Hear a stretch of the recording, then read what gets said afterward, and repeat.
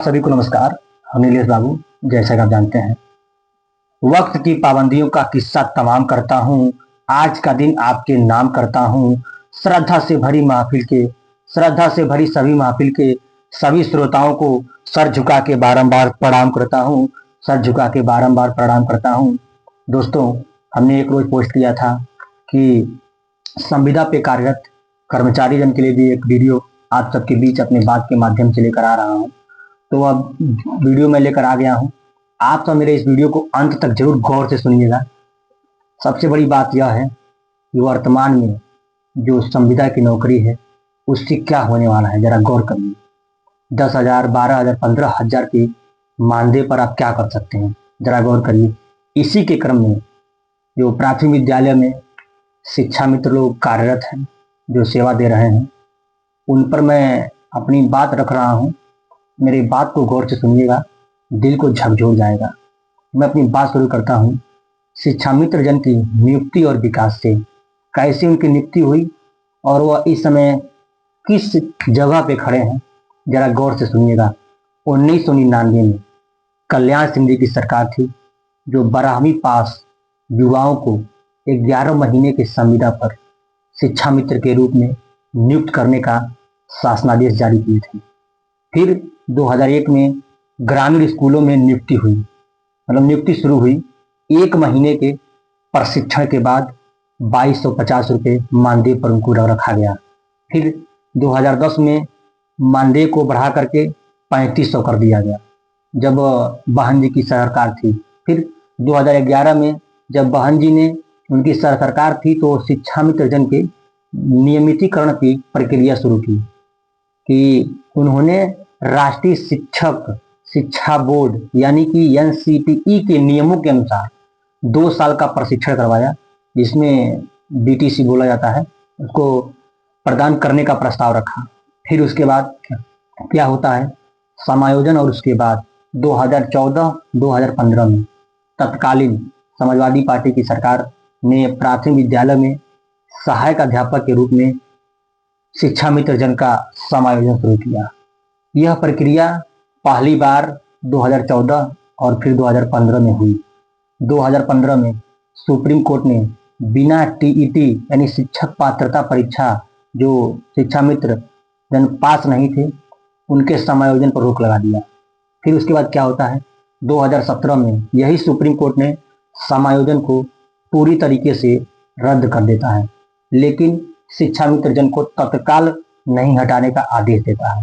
फिर क्या होता है, 2017 में जब समायोजन रद्द हो जाता है, यानी तत्कालीन जब भाजपा सरकार होती है, वह शिक्षा मित्र जन को जो पहले 3500 रुपये मानदेय पर थे उसको 10,000 करती है। जब समायोजन हुआ था समाजवादी सरकार में, तो सैलरी 28,000 से 41,000 तक लोगों ने 3 साल तक पाया और अपनी सेवा दिया। फिर उसके बाद वर्तमान स्थिति क्या है, जरा सोचिए, गौर करिएगा। 2025 में यानी इसी 2025 में जो भाजपा की सरकार है, शिक्षा मित्र जन को मूल विद्यालय में वापस भेजने और उनके पसंद के अनुसार स्थानांतरण की नीति जारी की। वर्तमान में स्थिति क्या है, शिक्षा मित्र जन कहाँ पे हैं, यह बताने का प्रयास कर रहा हूँ। शिक्षा मित्र जन अभी भी 10,000 मानदेय पर काम कर रहे हैं लोग, जरा गौर करिएगा।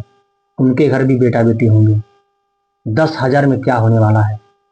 यही शिक्षा मित्र सबसे पहले विद्यालय को खोलने और अंत में बंद करने तक का काम करते हैं लोग, और उनके साथ 10,000 रुपया मिलता है। तो मैं यही सरकार से मांग करता हूँ, अपने इस वीडियो के माध्यम से अपील करता हूँ कि शिक्षा मित्र जन के लिए भी समान कार्य समान वेतन लागू किया जाए और उनको भी जीवन अच्छे से जीने की बात कही जाए, उनके हित में काम किया जाए। जरा गौर करिएगा, अगर किसी कंपनी में अगर आप काम करते, अगर 2, 4, 5 साल 10 साल तक अगर आप काम करते हैं, अगर पहले साल अगर आप 10,000 पे लगते हैं, तो 10 साल के बाद आपकी वही सैलरी कम से कम 30,000 35,000 हो जाती है।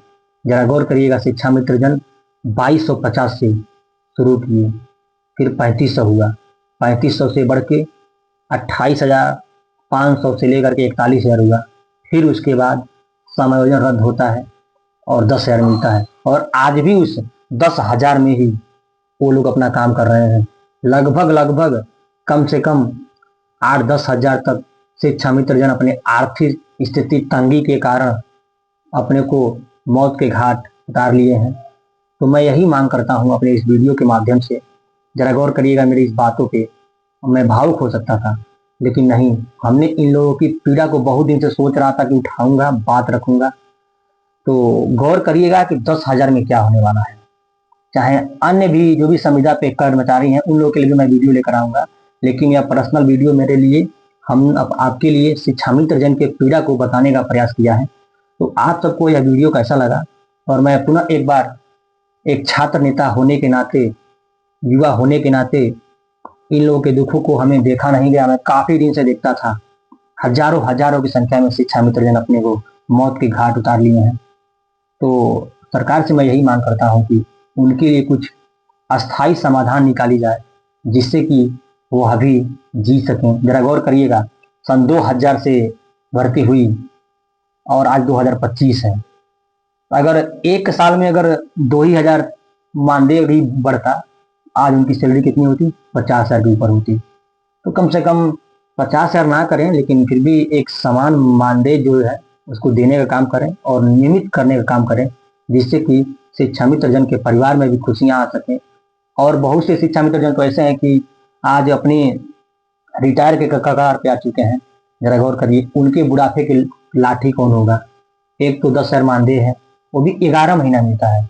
गौर करिएगा, 1 महीना नहीं मिलता है। तो आप सबको यह मेरा वीडियो कैसा लगा? अच्छा लगा तो लाइक करिएगा, शेयर करिएगा, और शिक्षा मित्र जन के लिए एक कमेंट करिएगा, जिससे कि उनके जीवन में खुशियां आ सकें। धन्यवाद, नमस्कार।